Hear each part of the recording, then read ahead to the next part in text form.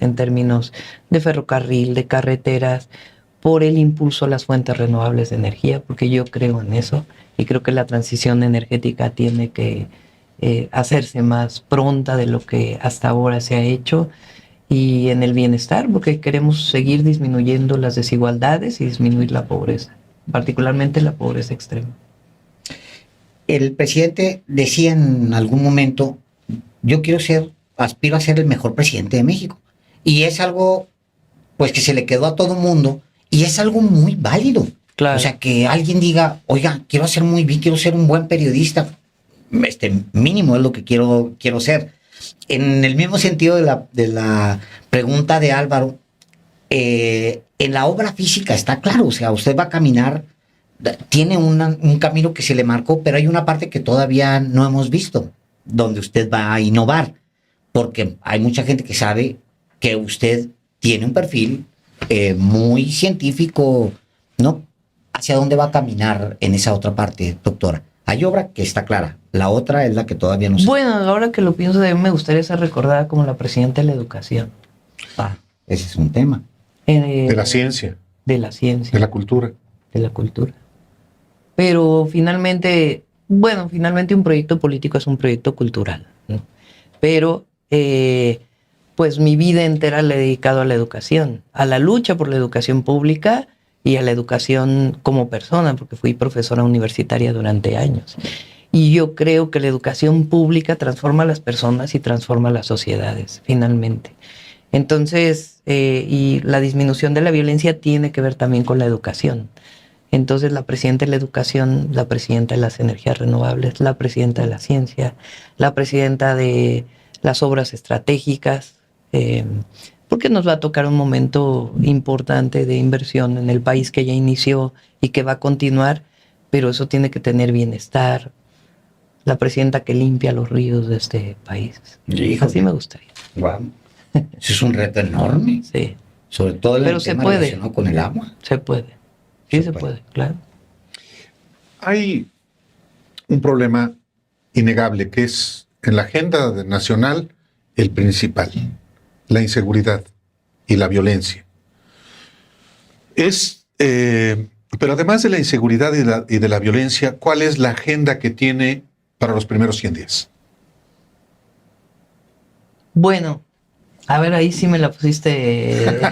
Bueno, pues todavía no pienso es... en los primeros 100 días, pero sí en lo que vamos a hacer en lo que vamos a hacer en el 24, porque nos va a tocar del 1 de octubre a diciembre del 24. Sí. Entonces ahí se van a marcar las líneas generales del proyecto y evidentemente pues algunos temas esenciales. Ya verán ustedes una iniciativa que pienso enviar de cambio constitucional, que recoge, no tiene que ver con la educación, tiene que ver con la democracia, desde mi punto de vista, y de la esencia de lo que fue la Revolución Mexicana y su principal demanda, sufragio efectivo, no reelección. Yo creo que hay que echar para atrás todas las reelecciones, incluyendo las de diputados y de alcaldes. Todas, para atrás. A ver, alcaldes todavía podríamos discutir un primer periodo, porque finalmente el alcalde, dependiendo del trabajo que hizo, y 3 años son pocos, lo eligen o no lo eligen. Sí. Pero tú dime, o sea, ¿en qué nos ha ayudado que se reelijan los diputados y los senadores?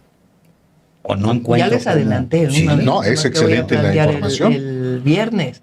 Porque además ahora que he estado de cerca en todo este tema, yo creo que la formación de personas que se dedican al servicio público, porque un diputado también es una persona que está dedicada al servicio público en el área legislativa, pues tiene que haber recambio. O sea, ¿qué sentido tiene que se queden 3 años más? Además, finalmente de ahí venimos, de la no reelección.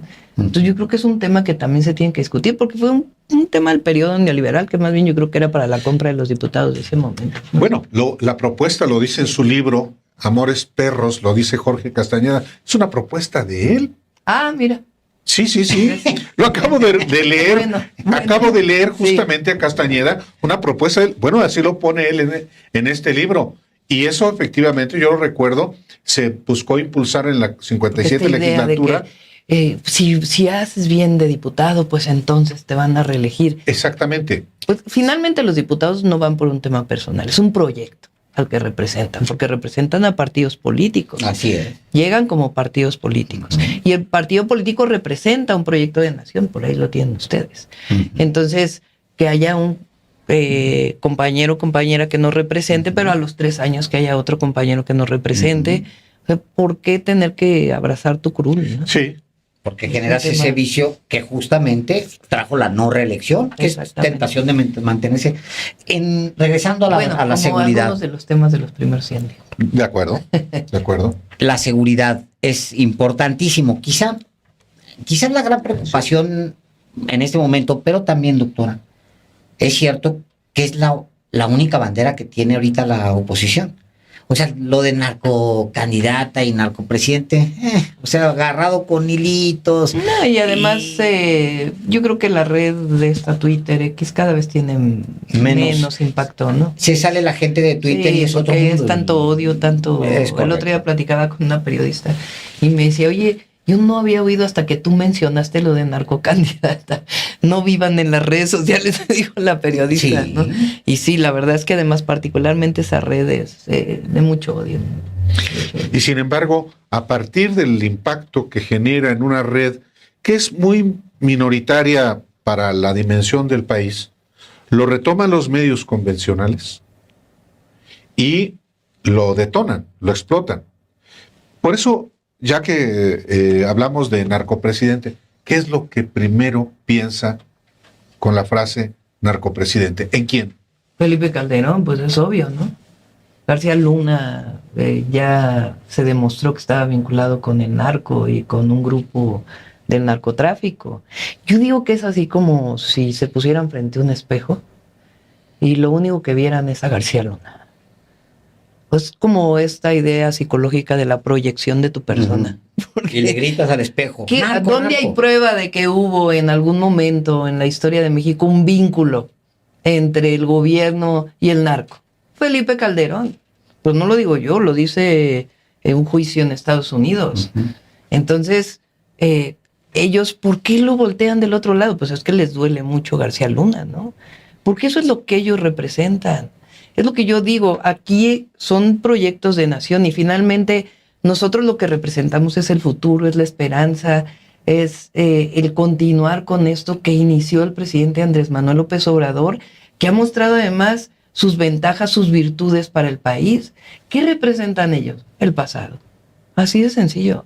El pasado de corrupción, de privilegios, del neoliberalismo. Y es lo que muestran en su reflejo de ¿qué les ponen? Yo me imagino, ¿qué les vamos a poner? ¿De qué los vamos a acusar? Y pues, ¿qué se les ocurre? Pues lo que ellos son, ¿no? El tema de la DEA es muy serio. Sí, que se estén metiendo aquí. Sí, yo hablo del grupo que está ahí. Pero de todas maneras es importante analizarlo como una sola cosa, una cosa aparte. ¿Qué piensa, doctora? O sea, la respuesta... Bueno, el presidente puso controles a agentes de la DEA en nuestro país. De no portación de armas, de reportes anuales, y todo eso supongo que no les gustó mucho. Pero es un asunto de soberanía. Un agente de otro país, y particularmente Estados Unidos, pues tiene que reportarse con las agencias y con las áreas de seguridad del Estado mexicano, ¿no? Entonces, se puso orden, digamos, y a lo mejor les molestó a la DEA. Ahora, yo creo que, en efecto, como ustedes lo demostraron aquí, es algo que está vinculado con organizaciones de derecha a nivel internacional, y todavía yo creo que tiene mucho más que salir, pues, de esta nota, por ejemplo, del New York Times, de por qué salió, de dónde salió esa información, cómo es que el New York Times la publica, cuando no tiene sustento, cómo la Casa Blanca de inmediato dice, oye, no hay ninguna investigación al presidente Andrés Manuel López Obrador. Y yo creo que quieren montar esta idea de que el país está incendiando, el país está en llamas, el país está dentro de un marco de violencia terrible, que por supuesto que hay muchas cosas que hacer todavía, pero yo por eso muestro la encuesta de el INEGI de la percepción de seguridad en las principales ciudades del país. Porque no es ni siquiera los datos del Sistema Nacional de Seguridad, de cómo han bajado los homicidios, cómo han bajado los secuestros, cómo han bajado otros índices delictivos, sin decir que todavía tenemos trabajo por hacer, sino lo que sienten las personas que viven en las ciudades. Uh-huh. Y más gente piensa que vive en un México seguro que lo que pensaban en 2018. Entonces, ¿cómo montar esto que sí hay temas que atender, pero como si las elecciones fueran a desarrollarse en un clima de violencia? Y eso no es cierto. Va a haber elecciones libres, en paz, y habrá lugares que tenga que atender la Secretaría de Seguridad Pública Federal y las locales para que pues no haya focos de violencia en algunos sitios. Hay que entender que se trata también de una estrategia de la oposición que evidentemente busca, y es normal, capitalizar en su propio beneficio. Si hoy las encuestas registran que Xóchitl Gálvez tiene prácticamente la misma preferencia electoral que cuando irrumpió en julio, particularmente en julio, pues van a buscar por lo menos subir unos puntitos entre la población que quizá esté más propensa a las mentiras, a que efectivamente el país en muchos lugares de la República está sometido por el crimen, cosas que sí existen realmente en Guerrero, en Zacatecas, en Michoacán, en lugares de Guerrero, en lugares de Zacatecas también, correcto, porque no es en todo el estado. Es que también eso, hay que combatir eso.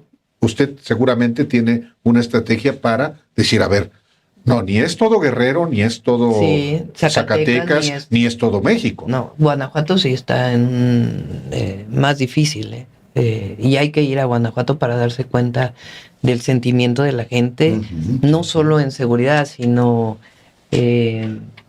es como deprimente en muchos lugares Guanajuato. León tiene una preparatoria pública. Fíjate.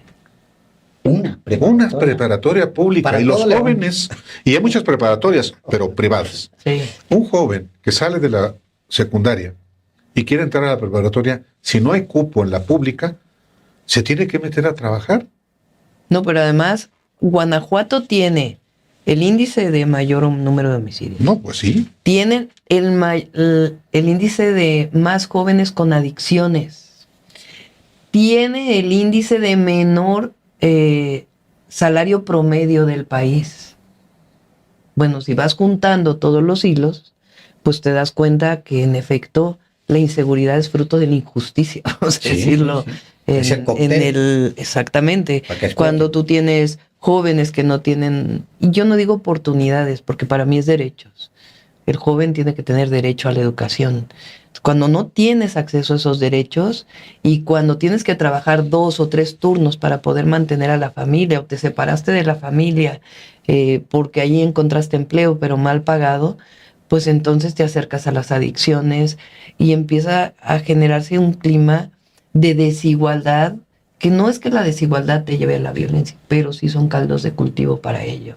Yo digo, por ejemplo, que el primer tratado de libre comercio, desde antes venían las maquilas en nuestro país, porque no son producto del TLC del 94, pero ese modelo de desarrollo de la maquila, y lo hablo con empresarios, con los grandes, con los medianos, con los pequeños, ese modelo de desarrollo de la maquila, con bajos salarios, sin derechos sociales, sin una seguridad social completa, pues lo que ha generado es un clima de violencia. Sí hay un problema de trasiego de droga, pero ese no es el central. El central es un modelo de desarrollo que te llevó a profundas desigualdades y a circunstancias en donde jóvenes ven en una opción de una banda delictiva una opción de vida, cuando en realidad pues es una opción de muerte, ¿no?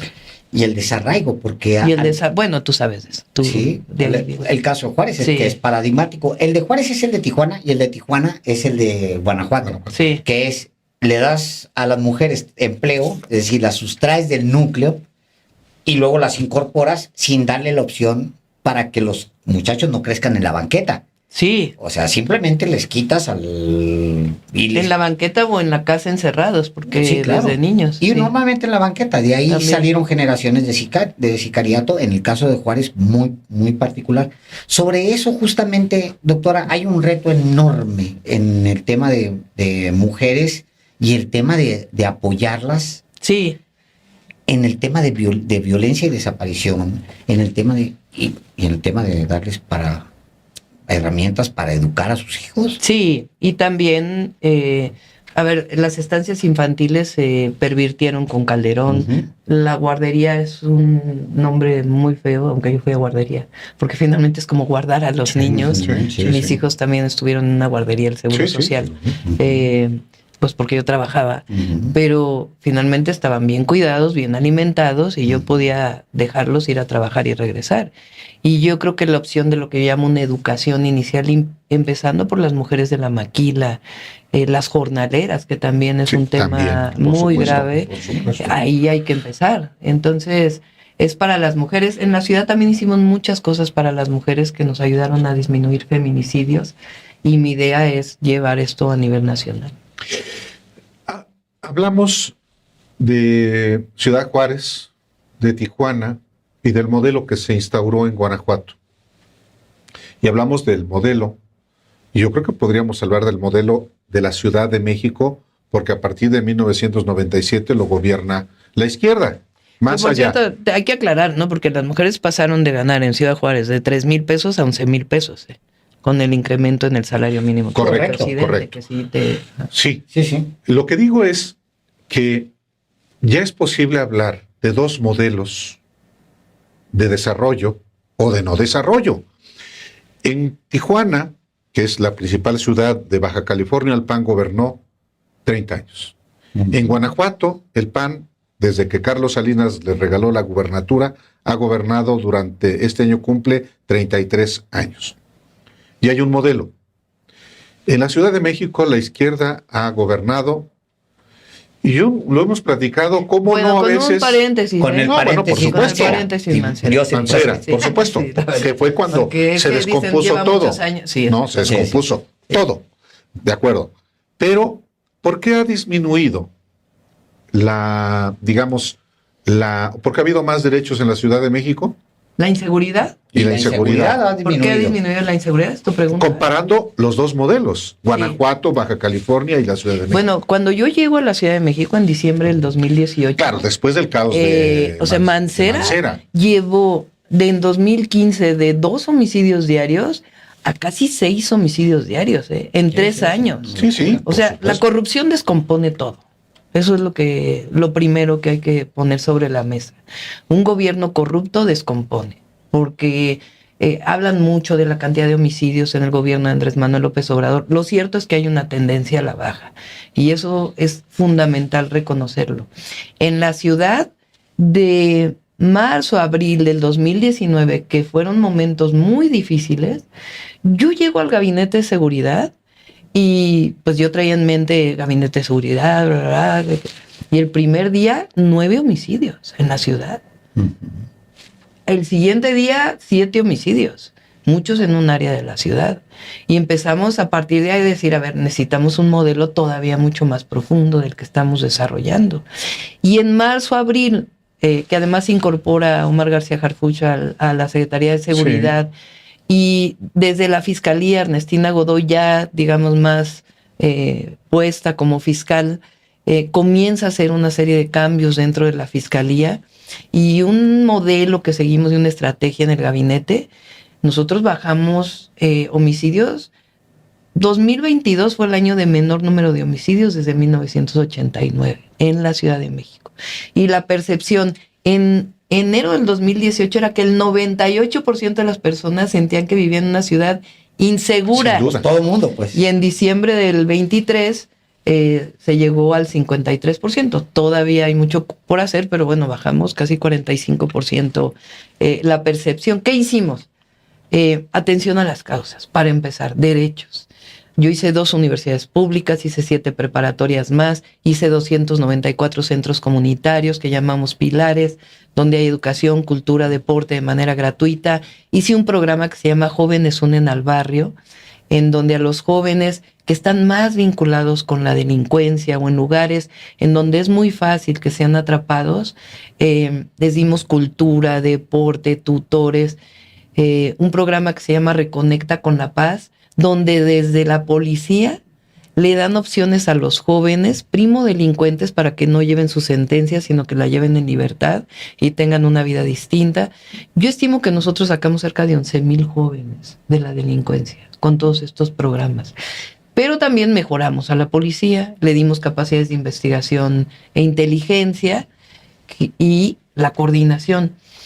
A veces la gente, o sea, como que hablamos de inseguridad y decimos, toda la responsabilidad es del Ejecutivo, del presidente, de la jefa de gobierno, o del jefe de gobierno, del gobernador. Y sí tienen una responsabilidad evidente, pero la Fiscalía tiene una responsabilidad y el Poder Judicial tiene una responsabilidad en la pacificación del país. Y por eso tiene que haber coordinación y tiene que haber una estrategia conjunta. Cuando dice el Poder Judicial es autónomo, sí, pero los jueces también tienen que colaborar. En el gabinete, ahora que salió esto de Saldívar y que hicieron un escándalo, sí. A ver, en mi gabinete de seguridad 2 veces a la semana y con autorización de los magistrados estaba el presidente del Tribunal Superior de Justicia. Participaba de la mesa de seguridad, porque yo fui a plantearle al Tribunal Superior de Justicia, ustedes no pueden lavarse las manos frente a la violencia en la ciudad. Tienen que ser parte de la solución. Entonces, no pueden decir, ay, pues es que la Fiscalía hizo mal una carpeta de investigación. Ah, pues es que la policía no hace bien su trabajo, sus reportes. No, bueno, aquí a ver cómo la policía le entra, cómo le entra la Fiscalía y cómo le entra el Poder Judicial. Porque yo creo que para la seguridad son 2 brazos esenciales. Que lo dice el presidente cuando da sus reportes de seguridad. Uno es la atención a las causas y la otra es seguir avanzando en la cero impunidad. O sea, lo que en México tenemos que ir avanzando es que si hay un homicidio, pues tiene que ser sancionado. ¿Cuál fue la causa del homicidio? Puede ser violencia familiar, puede ser un sicario de la delincuencia organizada, pero no puede ser que haya un homicidio que no sea sancionado en el país. Y para eso, pues esas instituciones de procuración y del Poder Judicial, pues tienen que avanzar junto con la policía y la Guardia Nacional. Y ahí se figuran 2 modelos, porque al final, con diferencia, son 2 modelos distintos que tienen resultados distintos también. El modelo Guanajuato, que se hablaba de en qué año se hablaba de la guanajuatización del país, qué bueno que no pasó, porque el modelo Guanajuato es esto. Bueno, la Ciudad de México tiene de los salarios medios más altos del país. Nosotros abrimos empleo, muchas cosas que ocurrieron en la ciudad gracias a todo esto que hicimos. Pero también hay que decir que es Guanajuato y es la guerra contra el narco, porque no se nos puede olvidar. Sí. Y esa es la gran diferencia, creo yo, en los proyectos de nación. ¿Qué plantea hoy la oposición? Regresar a la guerra contra el narco, mano dura, fuerza. La derecha. Sí, la derecha. Sí. ¿Qué planteamos nosotros? Es la construcción de la paz. Son 2 modelos distintos. Uno es enfrentar la violencia con la violencia, mano dura, y acá ¿qué planteamos? Derechos. Claro, también un mejor sistema de justicia y que haya menos impunidad. Pero al final hablamos de justicia. Aquí hablan de autoritarismo. Fíjate, ahora que tanto dicen que el presidente, o fíjense que autoritario y no sé qué, ellos, si algo han defendido en la historia, pues es el autoritarismo y nosotros las libertades y la democracia. Es que por eso aludía yo a Guanajuato y a la Ciudad de México. Los 2 modelos. Usted comienza su campaña en el Zócalo, en la Plaza de la Constitución de la Ciudad de México, y Xóchitl Gálvez la comienza en Guanajuato. Sí. En Irapuato. Ahora ya dijo que creo que va a ir a Fresnillo. Va a Fresnillo, en el primer minuto. Como igual fue a Acapulco, que también es hasta una falta de respeto. Sí. Claro, pero va en el primer minuto, Xóchitl Gálvez va a Fresnillo, luego tiene un acto en Aguascalientes, pero su inicio formal y Guanajuato. Es el mismo modelo. Claro, exacto. A eso me refiero. Que aquí hay 2 modelos ya no ideológicos, sino en la práctica. En la práctica son ideológicos en cierta manera, pero en la práctica han demostrado sus resultados. El resultado de Guanajuato pues es violencia, desigualdad, adicciones, carencia de derechos, miedo que se vive en las calles, y en la Ciudad de México, fanatismo, y acá lo que vivimos es libertad, democracia, alegría, porque hay mucha alegría en la Ciudad de México, y la construcción de una ciudad democrática y libertaria, que eso pues siempre ha sido nuestra consigna. ¿Qué le va a llevar Xóchitl Gálvez a usted y le va a poner ahí en la mesa, en el debate? No sé. Ella a usted. Un chicle, ¿no? Bueno, ¿y usted a ella? Pues a ver, yo espero, ¿verdad? Que sea una campaña de propuestas. Por lo menos eso va a ser de mi parte. O sea, que evidentemente hay que salir a aclarar que se ríe. No, se va a sacar un alacrán, se lo va a poner ahí en la silla. Yo pienso hacer una campaña de propuestas, la verdad, porque además es lo que la ciudadanía está esperando. Y bueno, ya veremos en el debate, ¿no? Ella tiene pues muchas cosas que han estado saliendo, pero yo creo que más allá de la persona y lo que representa, pues evidentemente es el proyecto que representa. Y eso es lo importante, porque cuando hablamos de la revolución de las conciencias, de cómo ha cambiado la historia de México con la Cuarta Transformación, pues es lo que queremos seguir haciendo. Cómo este modelo ha dado resultados. Es un modelo humanista que ha dado resultados y que algunas cosas hay que reforzarlas, otras cosas pues vendrán nuevas orientaciones, pero hay principios que hay que conservar. Doctora, por nosotros. Yo le quiero preguntar por último una cosa. A ver. Que tiene que ver con la relación con los medios de comunicación. Sí. El presidente definió una relación con medios de comunicación a los que critica, pero le sigue dando muchísimo dinero.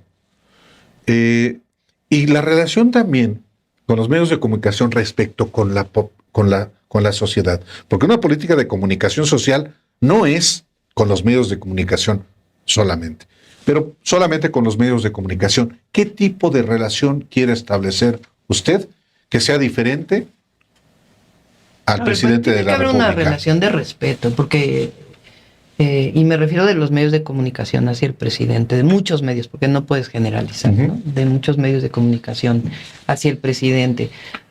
Tú no puedes, frente a noticias falsas, de un medio de comunicación que se dice histórico, de periodistas reconocidos, que lo que saquen sea una noticia falsa sin fundamentos y que además afecta no solo ya al presidente, sino a su familia con una serie de noticias.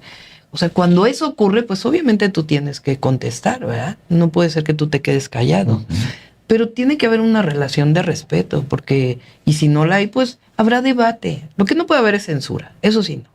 Pero habrá debate. El debate siempre enriquece la democracia. Debate también desde la presidencia de la República y con los medios de comunicación. Ahora, los medios cumplen una función, pero no puede soslayarse medios alternativos, ni tampoco la comunicación directa del gobernante con el pueblo. Sí. Y esa comunicación directa hoy se da a través de las redes sociales, que es un mecanismo de comunicación, pero nunca se puede soslayar la cercanía. Ese es un sello nuestro, el contacto. Porque cuando sales fuera, cuando escuchas a las personas, ahora que el presidente tuvo esta ofensiva, ¿a dónde se fue? Con la gente. Claro, probablemente lo tenía planeado en su agenda, la inauguración de una, de otra cosa, pero ahí es donde realmente te das cuenta si hay enojo, si hay alegría, si la gente está contenta, si no, eso de los presidentes de antes, alejados del pueblo, eso tiene que pasar a la historia. ¿Y usted está pensando mantener la mañanera? Ya había comentado que una versión, ¿o qué está pensando? Todavía estamos ahí debatiendo. Se aceptan propuestas, sugerencias. Para un espacio de comunicación cotidiano que nos ayude a estar en comunicación con los medios tradicionales, con los alternativos, con todas las audiencias y con la ciudadanía, ¿no? Entonces, estamos todavía trabajando. Estaba en un meeting, ahora no recuerdo dónde, y entonces al final de mi precampaña hacían mítines muy interactivos, ¿no? Entonces decía, bueno, ¿y qué ha cambiado en México? Y la gente decía, ¿no? Y entonces yo explicaba o ellos explicaban, y entonces alguien empezó a gritar, ¡la mañanera, la mañanera!